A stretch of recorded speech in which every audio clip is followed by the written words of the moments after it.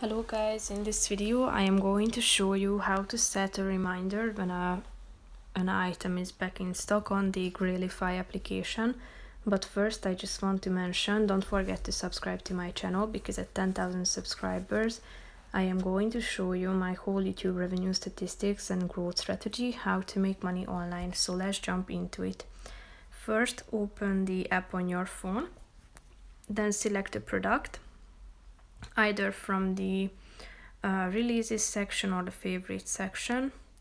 Tap on it and click on this clock icon at the top of the screen next to the heart icon to set a reminder.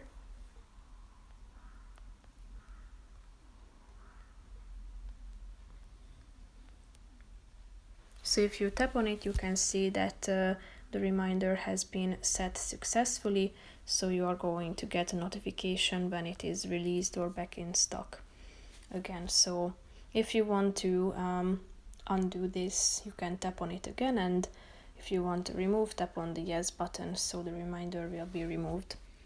That's pretty much it for this video, guys. See you in the next one. Bye bye.